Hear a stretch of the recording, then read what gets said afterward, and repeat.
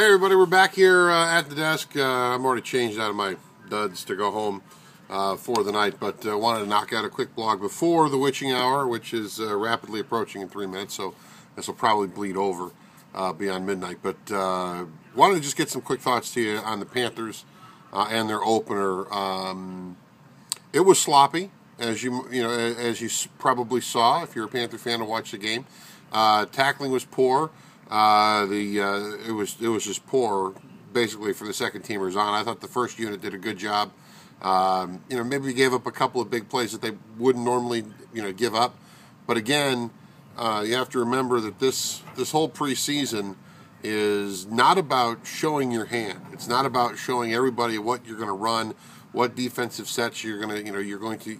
It's very vanilla.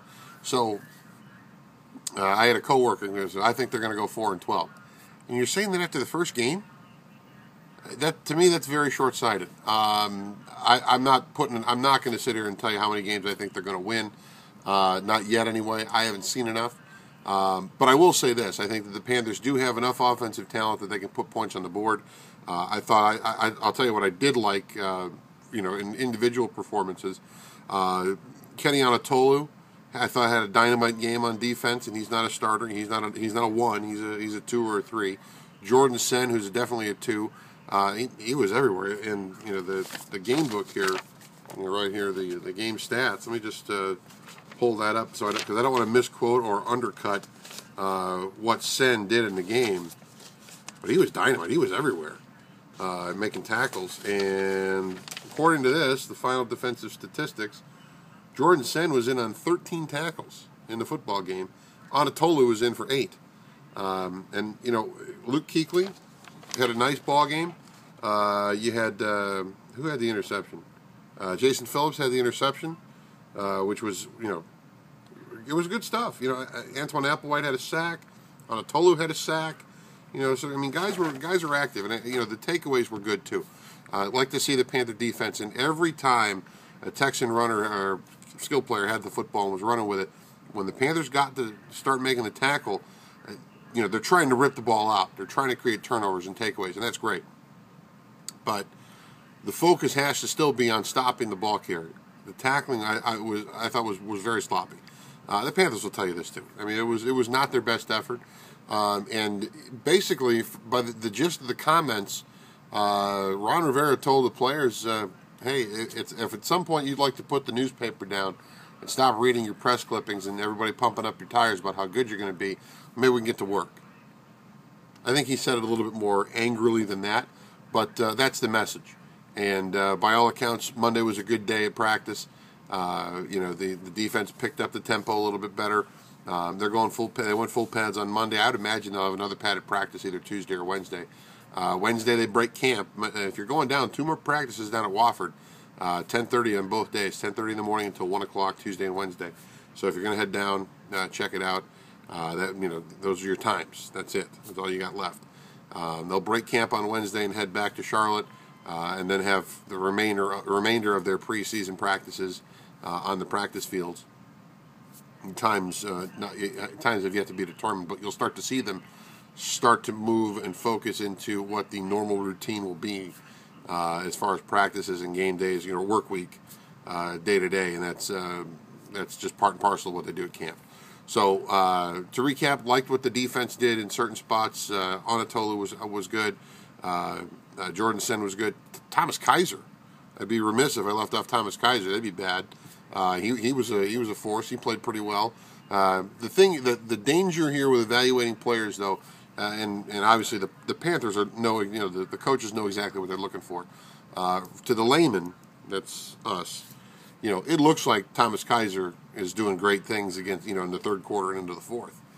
You got to remember he's going to be playing. He's playing against guys right now that don't have the experience that he got last year in the later part of the season, where he was actually on the field in games. A lot of these guys that he played against likely won't make the Texans roster. So that's not a knock on him.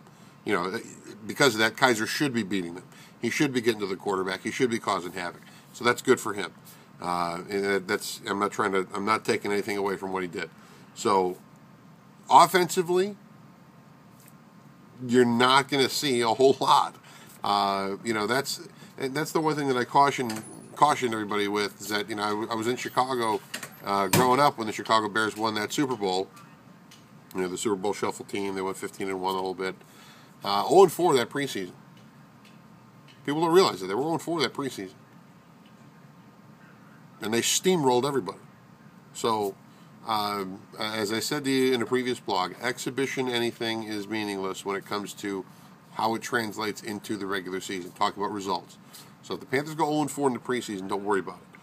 The thing to watch in this next game against Miami on Friday night, in my opinion, is to watch to see that the offense is moving the football against the Dolphins' first unit. Panthers were a little bit sluggish coming out of the gate. Mind you, once again, very slim, much slimmer version of the playbook on display. So you're not going to see crazy Richie Brockel fumblerooski plays in the preseason. You're just not going to see it. You're going to see very basic, very generic, very vanilla. But you still have to execute, and I think that's what Rivera and the coaches are going to want to see. They're going to want to see them execute, and whether it's open up holes for the running backs, pass pro to give Cam some time to find receivers downfield. Those things have to be done. Defensively, the tackling has to be better, and it's such a fine line because you want to go 100%, you want to go full speed, but you don't want guys getting hurt in games that don't mean anything. So this is the worst part of the year if you're a Panther, or if you're a football player. Or a fan. Now, if you're a football player waiting for a phone call, this is you're waiting for someone to get hurt, and that's just the nature of the game. So anyway, enough about the Panthers. PGA Championship. Rory McIlroy, well done. The PGA Tour now in Greensboro for the Wyndham Championship this weekend. Of course, we'll have complete coverage all week long. In fact, we got coming up on Tuesday. Former champ Arjun Atwal is going to have his press availability. So we'll probably hear from him. Good week, big week last week for the players to start acquiring those, or to finish acquiring those points for the FedEx playoffs. FedEx Cup playoffs are coming up, so guys are in this field that need points. Guys need to win or place very well, place high, have a good finish, have a good week. So this is a much better field than in years past, and it's steadily gotten better. It's a tough date the week after a major, but considering that this major was in South Carolina, a lot of guys that need the points and want to have a good week, well, the drive isn't all that bad for them to come from Columbia down to, from Charleston rather, to get to Greensboro. So you got that going for you. If you're going to go out to Sedgefield Country Club, enjoy it. It's going to be a great week. Defending champ Webb Simpson is in the field. You've got other past champions of that event. Atwal's in there, Ryan Moore's in there, Davis Love III is back, and he's the Ryder Cup captain, who incidentally named 2 more assistant captains to the Ryder Cup team, Scott Verplank and Jeff Sluman on Monday. That's great, but he's still got 4 captains picks that he hasn't made yet. Now, if you're a golf fan, you're wondering who the 4 guys are going, who the 4 picks going to be, and it seems to me like Love is really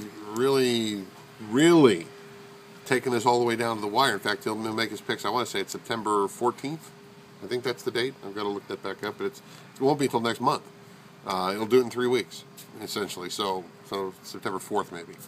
But I love the Ryder Cup. Obviously, I love golf, and I'm interested to see which direction Love goes with those captains picks. But once again, he's got more assistant captains than players right now, or at least it seems that way. But anyway, I digress.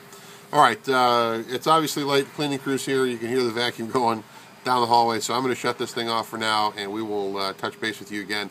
Getting close to high school football on Friday, so be watching for all of our coverage on Friday night, 11 o'clock, the Hendrick Friday night final, which is pretty cool, and your point and shoot videos. I didn't even ask you today on Twitter. Didn't ask. You know what? No one lifted a finger. Come on, guys. Got to have them. Just shoot your video, your question into your phone. Email it to us, sports@news14.com. We'll get you on the Ford Sports Night. Have a good night. We'll see you tomorrow. It'll be Tuesday later.